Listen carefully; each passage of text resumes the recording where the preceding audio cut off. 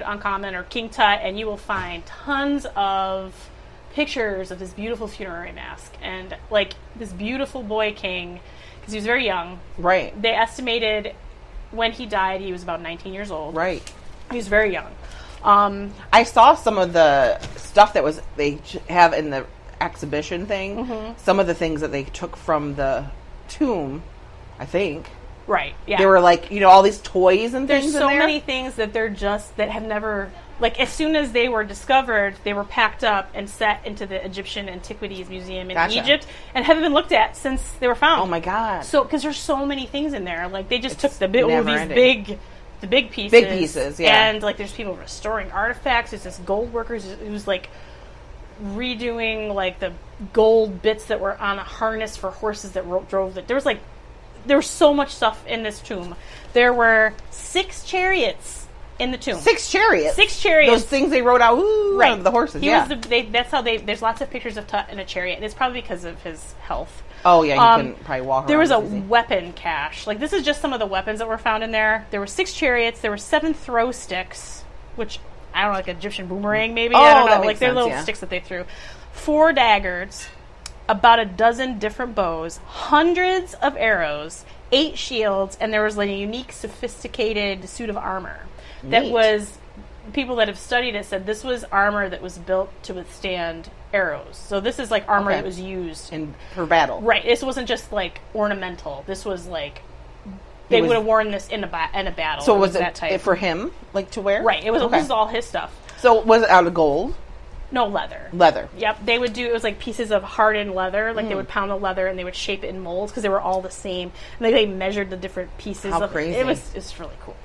Okay, so this is the tragic tale of a boy king who was cursed in life and in death. Oh, probably King Tut. Yes, he was like, if you read about him, he had a tragic life. This kid, he was part of the 18th dynasty. He was the last king of the 18th dynasty. He was the last of his line. Okay. His father was the heretic pharaoh Akhenaten. And Akhenaten had a famous wife, Nefertiti, who everybody knows, but Nefertiti was not Tut's mother. Oh. His mother was a lesser wife, but because of DNA tests that they've done recently, Tut's mother and his father were full brother and sister. Ew. Yes. So. No, thank you. Yeah, full brother and sister. And, like, Akhenaten was the pharaoh who tried to turn the polytheistic Egyptians, who worshipped a pantheon of gods. There was gods and goddesses. There was a god for crocodiles. There was Horus, which a falcon head. I mean, there's like a god for every single thing that you could think of. There was a god for it. He tried to turn them monotheistic. Okay. He outlawed the worship of all gods except for the Aten. And his last, like, a lot of times, like, their names have to do with the god. Like Akhenaten. Aten was the god. The solar disk. He was the original creator in Egyptian theology. Okay. They considered him. But a lot of people think of Amun-Ra as a sun god. But Amun-Ra was the god of the sun, where Aten was the sun, if that makes sense. Aten was the sun. So he was of all. The actual, he was the sun god. He was the sun. The sun. Or the solar disk is what they would say, because it's a disk. It goes through the sky, and it's bright. I mean, that makes sense. Yes. And his father there's not a lot, because after everything was done, in Egypt, like, you kept your mummy, and they would inscribe your story on the wall of, like, tombs on the walls of the different, like, temples that you would build, or statuary that you would build, because that's how you lived on. It's like forever. People would remember your name, and that's part of the immortality that they sought with preserving the body and the afterlife and all of that. Well, a lot of the stuff about Akhenaten was erased by the generations that followed, because they wanted nothing to do with him, because nobody liked him. Right. He basically was like, oh no, you can't worship Amun, you can't worship Horus, that's illegal, you have to only worship Amun. Yeah, he moved the capital to start afresh. So, like, he was basically, like, uprooting their whole way of existence. And they were like, you're a big jerk. They didn't like him. No, they didn't like him at all. And so they have found statues of him. Like, they can't erase everything. That's all they do. Their whole the whole time they rule is They're they build shit. Made yeah, for they're them, just building stuff. Them. As soon as they become pharaoh, they start work on their tomb. Like, because that's so they build their tomb while they're alive because they're gonna die, and that's why some of the tombs were extravagant. Because they lived a long time. Right, because they had a long time to build, and they had more rooms and antechambers, and they just got filled full of stuff, right? And a lot of the statuary of Akhenaten, he's really weird looking. Like, he has a really long face and a long, elongated head, elongated chin, really thin face, wide hips, and like Jafar. Right, but like a swollen lower abdomen, looks bigger, and like almost like he has breasts. So and long fingers. So a lot of people thought he might have Marfan syndrome because like his is one of the mummies. Is if you can, they say they found it, but you never really know for sure, right? Because it wouldn't have any name on it. They would have no one they would liked have taken all that off, right? And they would have probably destroyed his face because that's what they did. So they're like, oh, I bet he had Marfan. So just from the art, all the art that depicted him. He's weird looking in it. You know, it's like, what is wrong with him? His weird long head. But an author by the name of John Darnell wrote Tutankhamun's Armies. He proposed that his androgynous appearance was due to the fact that he was trying to associate himself with Aten, who was neither male or female. Ah, okay. So he was non-binary. Like the first non-binary. The first non-binary. Too bad he was an ass. I know. That's a shame. Yeah, but I mean, a lot of people know Nefertiti because of her statue, and I mean, she's beautiful. But a lot of this is because Akhenaten was Tutankhamun's father, and they can do DNA tests on Tutankhamun. Okay. So like a lot of the things that we know about him now, like when you're doing research on it, things 10 years ago would say, oh, this is what happened, and they've proven it incorrect. Oh, so just it's from totally DNA. Different. Right. So I mean, a lot, like you're reading it, you're like, oh, I didn't know that, and you're like, oh, I guess that's not true. So it's kind of hard to do research for something that's 3,000 years old, right? Well, because we make advances in science, you know, so it changes the outcome of stuff. Well, when Tutankhamun was born, his name was actually Tutankhaten. Okay, because after his father. After his father, yes. And he was born in about 1341 BC. Oh, boy. Yes. And he had an older brother, Smenkhare, who was the one who was supposed to be pharaoh after Akhenaten. He was killed while Akhenaten was still alive. So he wasn't supposed to be king. He was kind of sickly. But he ended up being king after his father died. And he ruled for... he was 10... Oh, geez. And he ruled from 1332 BC to 1323 BC. And he was about 18 and a half, 19 years old when he died. And he had no living children. Heirs. Right. His wife, Ankhesenamun, was his sister. Oh, man. Half-sister. She was... They believe that she was the daughter of Nefertiti and Akhenaten. And Nefertiti was not his sister, so... She had a head up there, at least, because her parents weren't related to each other. Right. But a lot of the health issues that Tutankhamun had and his children being stillborn is probably due to inbreeding. Inbreeding, that makes sense, yeah. He was very sick. In 2010, scientists did DNA tests on him, and they found traces of malaria, and he had, I think, 3 different strains of malaria. And he had this strain that was the most deadly strain. Oh, man. Which, it was malaria tropica, which is the worst, most virulent form of the disease that kills you. But he had multiple strains of it. Like, oh, God. So he had malaria. Like he was every type of malaria you can have. He was a sick kid.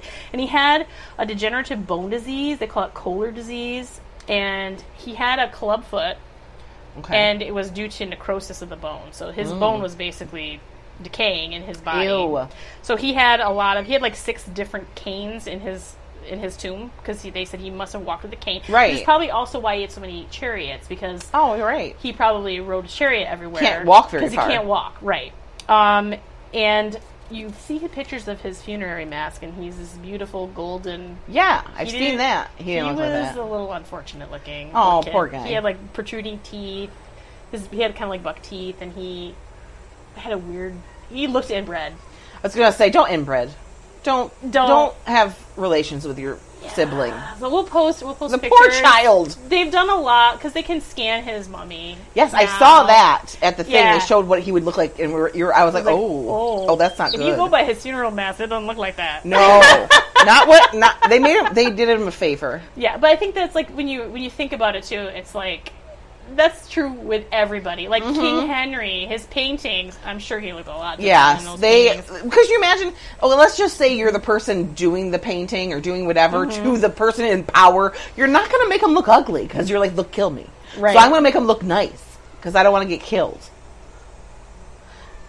Yeah, and his DNA that they did on him proved that his parents were brother and sister. Like full. Yeah, they're not. They were half, from the same two parents. Yeah, so poor King Tut. Poor King Tut, yes, for sure. He also, he had a fracture, in 2005 they discovered he had a fracture in his thigh. One of his legs had a fracture in it. And they think that that's probably what ultimately killed him. Infection. Because he already had this degenerative disease. Right. He injured himself somehow. There's lots of speculation on how that happened.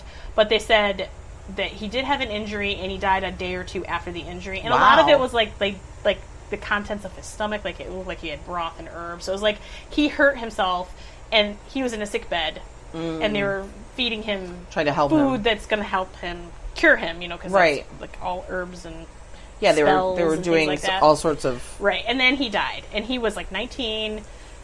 His tomb was not ready. So they used a different tomb. So that's why a lot of the speculation about did people try to rob his tomb and die from the curse. It was probably because they didn't have rooms. That's why everything was stacked and just kind of They just put it all in there because they didn't have time because it wasn't his tomb, it was someone else's tomb. Because he was only reigned for 9 years? 10 years. 10 years? Yep. No, not even. Because he was, 10, and then he died when he was 19? About 19, yeah. So 9-ish, 8-ish years. When you're looking at BC and you're trying to do subtraction, it's really... I can't do that. My brain does not do that. I can't even align how long ago that is. My brain can't comprehend or handle it. So I just don't think about it.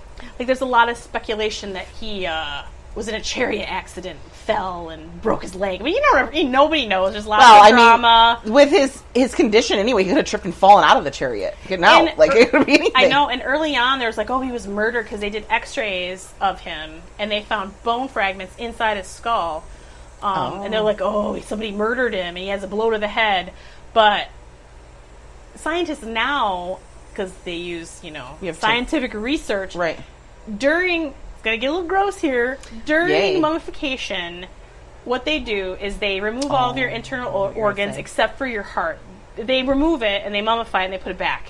But all the other internal organs get mummified separately and put in canopic jars. So you open a jar. Ooh, it's intestines. Oh, here's a stomach. What's a surprise? Ooh, there's a lung in here. Yeah, so it's yay. Surprise jars. And then the brain, because it's just this big mushy thing. You don't need that for anything. They would take this drill and they'd stick it in your nose and pound it and crack the skull inside your sinus cavity. And they'd take this little metal hook thing and pull all your brains out of your nose. Yay. It's scramble them up. They'd put the thing in there. Whisk it and break it all up and then pull it out your nose. So making some scrambled eggs. If he had an injury, it would have come out. The bone fragments probably would have come out with or they would have just removed those brains through his... The injury Through part. his injury, right.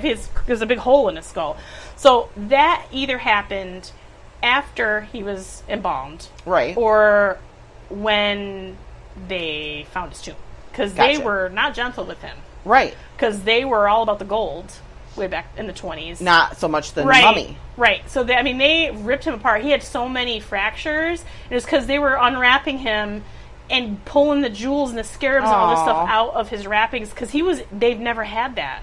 So they were so excited. They didn't know what nowadays, to do with themselves. they would just be very gentle. Yeah. And they probably they might even remove anything. They might just leave it there because... Well, if you think about, that game that people play at Christmas time where they use the saran wrap and they wrap the gift? That's it's that. They were playing that. Who could get the stuff first? Unwrap him quick. Let's see. And he's like, I got this, and his head fell off. It makes me so sad for him. It does. I know. It's this poor kid had horrible degenerative deformities. Yes. He couldn't walk. He's the pharaoh. He marries his sister. They have two miscarriages. Babies. I mean, it's just like horrible. It was this poor kid, and he gets handed this. Like, he changed his name from Aten to Amen because he was trying to heal the country. Like, he reinstated all the gods. He moved the city back.